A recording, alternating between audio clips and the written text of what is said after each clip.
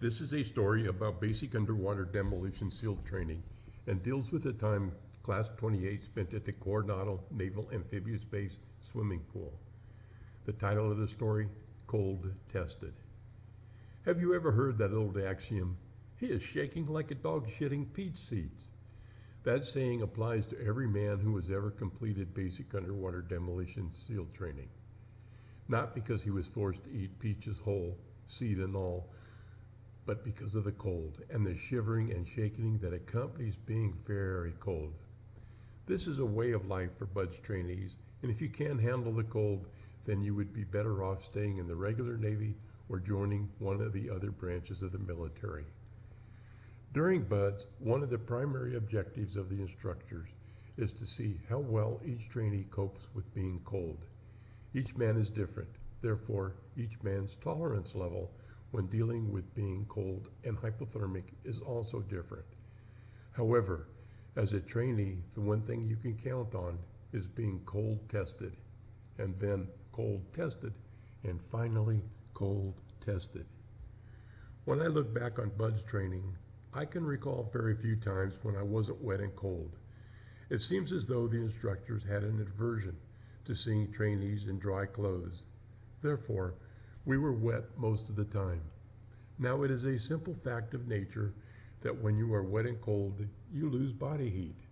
Eventually, you will start to shiver and shake, and before long, the trembling becomes more and more violent as your body tries to, but can't adjust for that loss of heat. That is the whole point of your body shaking and trembling. This movement is an involuntary muscle reflex produced by your body in an attempt to add warmth back to your system. Your body perspires when you run or on a very hot day in an attempt to help dispel built-up body heat. On the other hand, if you are extremely cold or freezing and unable to move fast enough to generate the heat your body requires to keep going, at this point, your body starts to involuntarily shiver and shake. While this explanation is not very technical, I think you get the picture.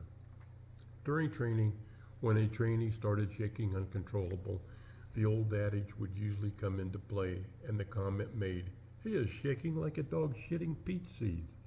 Now mind you, I have never seen a dog shit peach seeds, but it sounds like a painful experience and one I am sure the dog would rather avoid. On the other hand, I have seen other men shivering from the cold, and I personally know the pain that accompanies losing so much body heat that you start to become hypothermic. If the dog is suffering as much as the man who is starting to freeze to death, then he can't be having much fun. As I look back on BUD/S, I can recall untold instances when we trainees were cold tested to our limit. Surprisingly enough, some of the coldest times that I can recall were spent at the Coronado Naval Amphibious Swimming Pool. The time spent in the cold water of the swimming pool couldn't compare to the time that we had to spend sitting on the cold pool deck while other trainees were working with instructors. Sitting on the cold pool deck was also a form of punishment dealt at the hands of our instructors to those trainees who did something the instructors did not approve of. In Coronado, it seems that many of the mornings when we were required to spend time at the pool were overcast, with a cold breeze blowing across the bay from San Diego or onshore from the Pacific Ocean. When we had completed whatever we were doing in the pool, we would be required to sit on the cold pool deck with only a pair of UDT swim trunks to keep us warm. The problem came from the fact that we were wet and cold and not allowed to move around to replenish lost body heat. If we were forced to just sit there, then the worst thing that could possibly happen was inevitable. Our testicles would slowly move up into our stomach. Those two little scoundrels are smart enough to know that it is warmer in your stomach than laying there on the cold concrete pool deck. So they would inevitably make a hasty retreat and leave you to your misery. Now, if you are a man that hasn't experienced this phenomenon, you should count yourself lucky. For those of you who know what I am talking about, take the plain expression off of your face and be thankful that you are not presently reliving that experience. For those of you who wonder what you do once this happened, here it is. When this occurs, it becomes almost too painful to move, let alone stand up. But getting on your feet is something that, like it or not, you have to do. Once you have accomplished the difficult task of standing up, it is then necessary to stick your thumb into your groin cavity and, painlessly as possible, remove your testicles one at a time. Trying to walk before you have removed your testicles produces excruciating pain, and it doesn't take but several steps before your mind and body won't let you go any further.